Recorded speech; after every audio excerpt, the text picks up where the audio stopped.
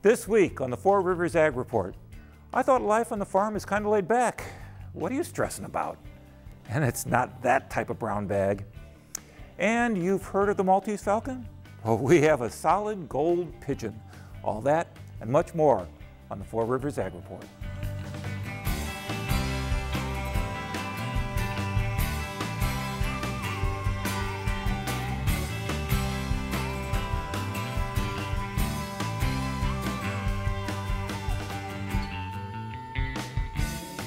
Hi, and welcome to the Four Rivers Ag Report. I'm Fred Peralta. Well, thanks to Puxatawny Phil, we're officially in spring, right? Yeah. So how's your planning going? And why are we trusting one of our favorite seasons to a relative of a rat?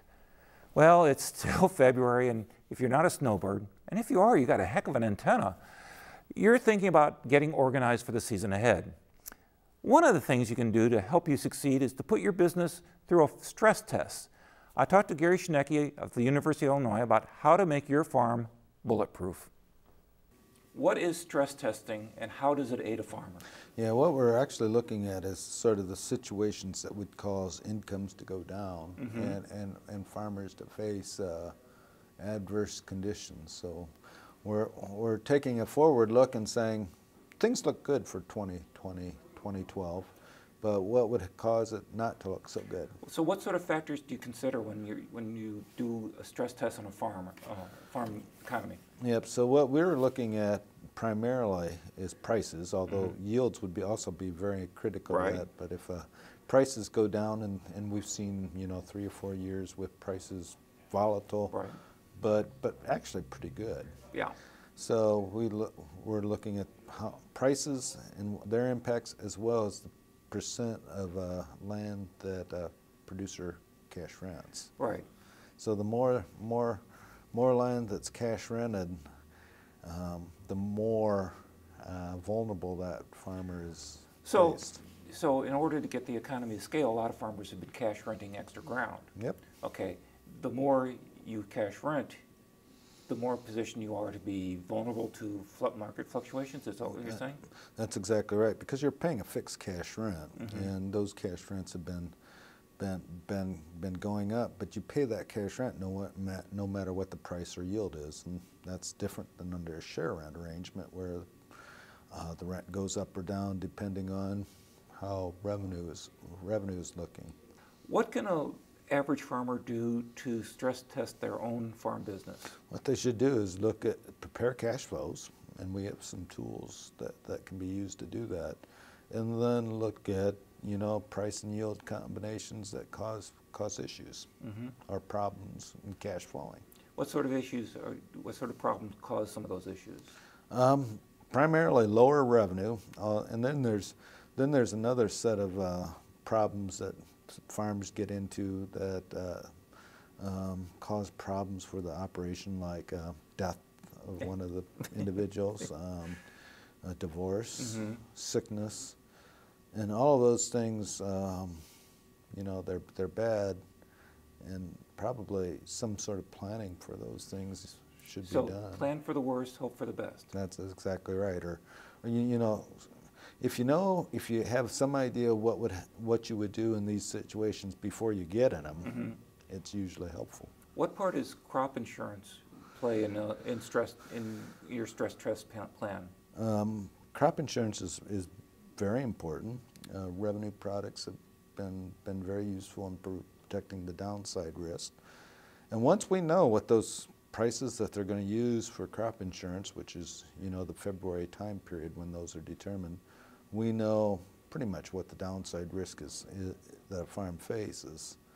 Before we know those, it's harder to say, and in fact that is one of the concerns that you do have, is that in those, like right now, if prices decline $1 between now and February, there's not any protection for those situations.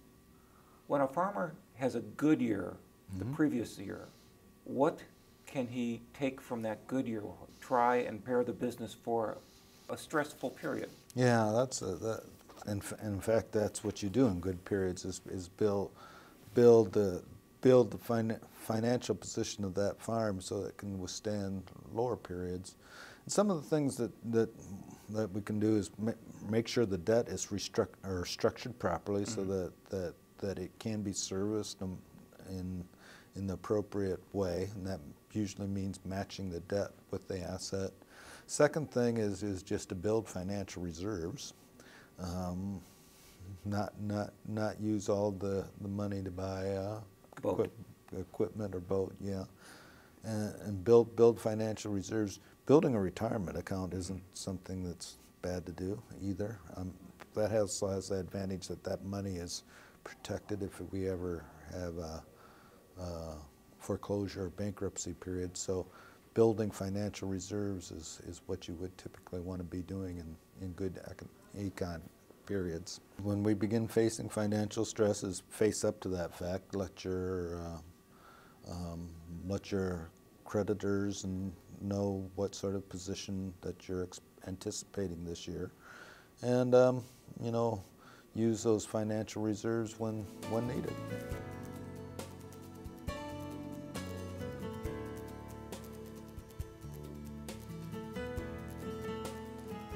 Well, this week, Monica Becker is back to give you the ag news, and no one's happier about it than I am. Monica? Thanks, Fred. This is Monica Becker, and here's a look at what's going on this week. It seems like we just finished up with last year's crop, but meteorologists have begun to focus on the spring crop planting season and are keeping a close eye on some dry areas. It's been a dry winter across northern Montana, North Dakota, Minnesota, Wisconsin, and central Iowa.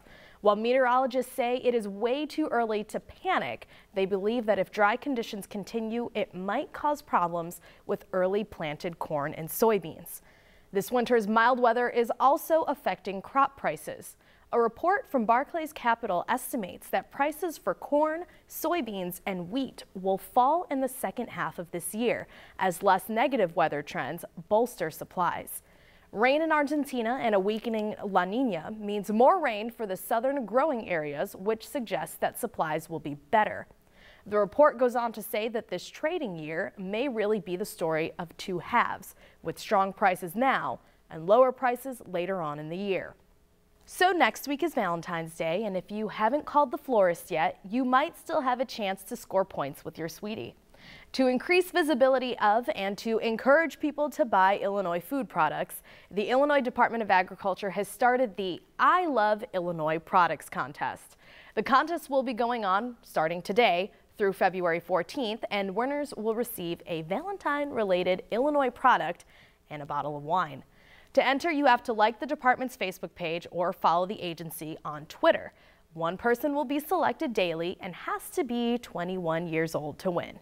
And now, if you don't want to count on luck to cover you for Valentine's Day, how about a pigeon worth more than its weight in gold? A Chinese shipping magnate, Hu Zhenyu, reportedly paid $328,000 for a female racing pigeon. Hu runs a shipbuilding company in China and had recently become introduced to the sport of pigeon racing.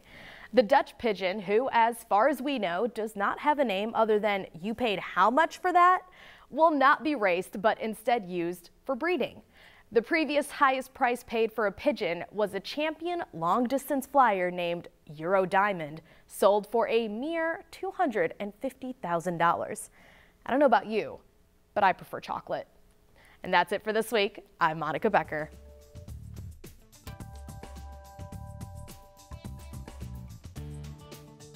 Our good friend Dave Shiley is back, extension educator, and you told me there's something going on February 29th besides Sadie Hawkins Day.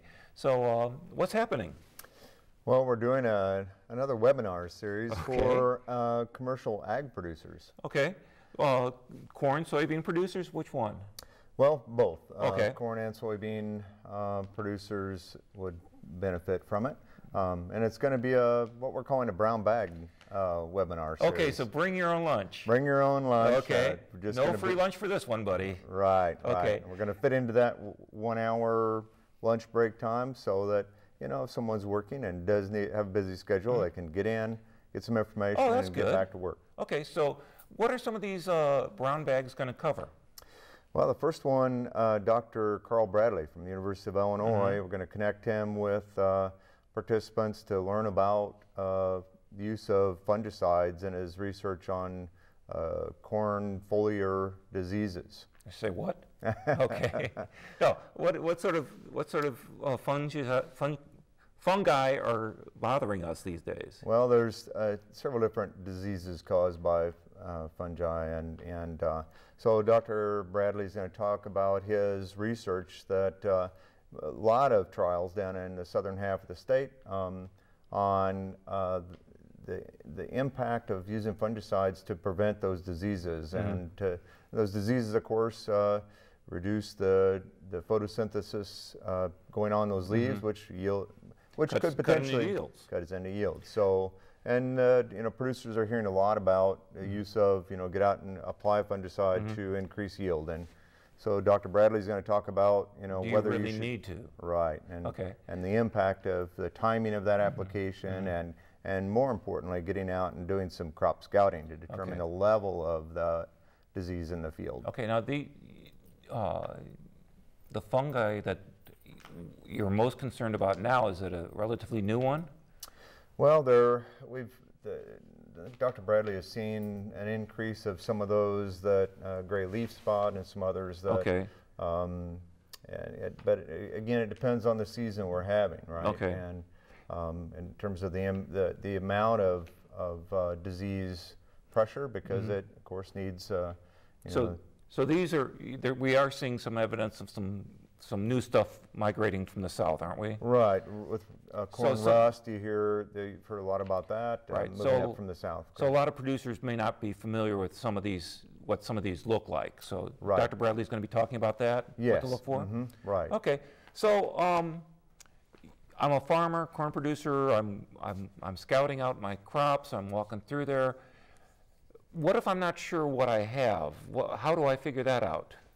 Well, actually, the following week, on March 7th, Dr. Suzanne Bissonette, that's the coordinator at the University of Illinois Plant Clinic, is going to be our presenter and talking about taking a good sample out in the field. Excellent. To send it to the plant clinic for proper identification. Okay. Some of those things need to be cultured in an incubator, basically, giving it the right conditions to grow, to really determine what pathogen is causing that disease. Oh, excellent. So this webinar is going to talk about how to take a sample, who to send it to, how to best present it so that the researchers can get that information back to you as fast as possible, correct? That's correct. Okay. That's correct. And she also is going to talk about their work with providing Twitter and Facebook alerts in terms of diseases and disease pressure. So I think it would be a good tool to get connected to for the upcoming growing season. So producers are not going to escape the digital revolution after all, are they?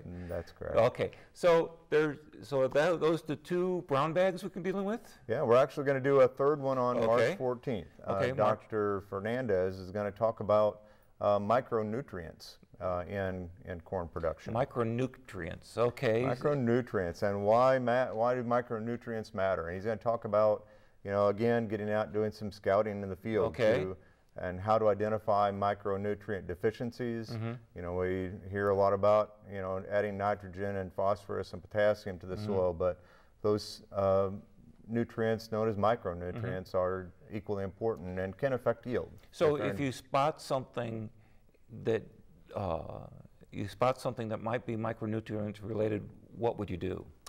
Well, you're first going to want to find out, confirm what nutrient is deficient. So he's going to talk about soil testing, and then also plant tissue analysis and determining what is really deficient. And then you're going to make an application of a micronutrient type of fertilizer. Okay. Yeah. So excellent. These are three really important classes then for producers of all types. How do you find out more information? Where is it going to be at? Yeah, you can check on our University of Illinois Extension website. We've got a registration link there. And then it's going to be held at Lakeland College, is partnering with this in room 136 out at the West Classroom Building. Okay. Again, it's from noon until 1 o'clock. Those 3 days, the 29th of February, March 7th, and March 14th. So it's really convenient in Mattoon at Lakeland College. It's only about an hour long. You can eat if you bring your own stuff, Right. but basically a lot of good information for a lot of people who right around our area. So Dave, thank you very much. You're welcome.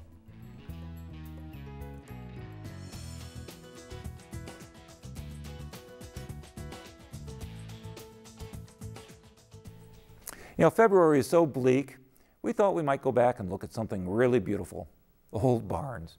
Cameron Craig has the story of old barns in Illinois.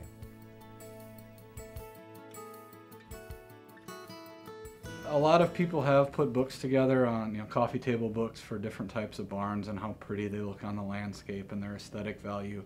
And that's largely a function of what types of people were living in those areas and maybe what some of their ancestral heritage, what they brought with them over from possibly Europe, especially here in the Midwest, where most of the original settlers here had some sort of European heritage. So barns, just like the Europeans, came over from various places in Western Europe and moved right along with those people as they moved west across the United States, from New England to Illinois to further on west to where they finally settled. So barns do have a certain aesthetic value, but I think first and foremost people should understand that barns look a certain way because of when they were built, where they were built, and what type of agricultural practice was happening there, and also who built them. Our family's barn back home is essentially a, not a remnant, but the kind of the end process of those evolutions of barns as they've moved from the East Coast United States into the interior, into the Corn Belt. The major type of agricultural practice that was happening at the time that our family's barn was built was sort of a mixed farming type of existence, where every farmer had 60 to 120, 130 acres of land. They would farm those acres, producing various types of crops: corn, soybeans, wheat, hay, alfalfa, those types of crops. They all had a few beef cattle, a few milk cattle, some had hogs and sheep.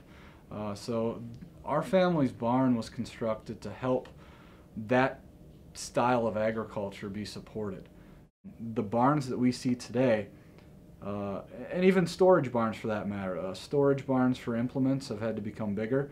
You see just various, gabled roofs, machine shed types of structures that have been built to house the larger implements that farmers have today. So really the barns that we think of in our heads, the barns that you see in the coffee table books or at my parents' farm or scattered across the countryside, are essentially useless to today's modern farmer. I think a lot of people in my generation and even earlier than me, they're going to be some of the last members of those families who have grown up in those rural areas as we've gone off and found greener pastures elsewhere. Outside of agriculture, is only less than 2% of our nation's population today is involved in any kind of agricultural practice. So it's going to be part of my memories of growing up on a farm. It'll be sad when it finally goes. It's going to even be more sad when my family isn't on the farm anymore and someone else is living there, or maybe someday it's just completely gone. So I think it's just like anything else. We'll look back on it as a time in our country's history where we had these types of features on the landscape, but times change and the features on the landscapes change.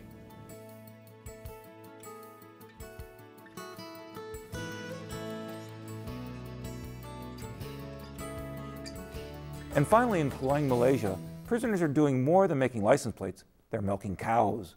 According to the Malaysia Insider website, prisoners are now cattle farmers as part of their rehabilitation.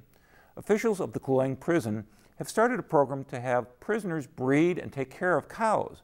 They claim that this will help prepare inmates for life after prison and make them more self-reliant. If this works, it might mean changes on how America handles prisons. Prison movies, that is. I can imagine that Dead Man Walking might become Milkman Walking. And Goodfellas, good humor fellas. and the greatest prison movie of all time might become The Shawshank Redemption. Well, that's it for this week. Work hard, be safe, and enjoy the beautiful sunsets. I'm Fred Peralta, and thanks for watching the Four Rivers Ag Report.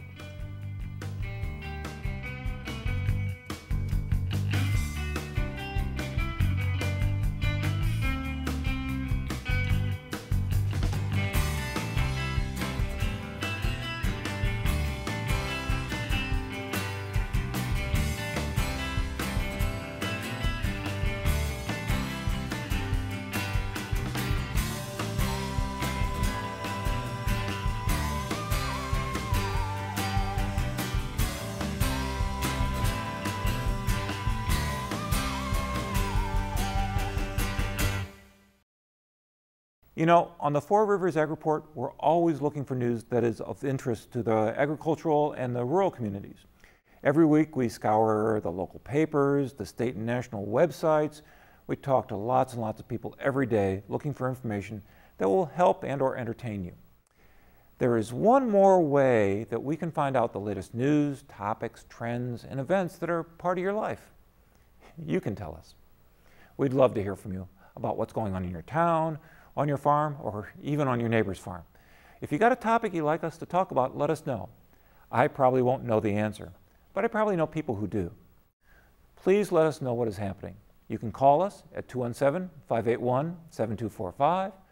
You can email us at weiu@weiu.net. We're on Facebook at WEIU TV, Public Broadcast Station. And if you tweet, we're on Twitter at WEIU1. So now that you got our number, don't be a stranger.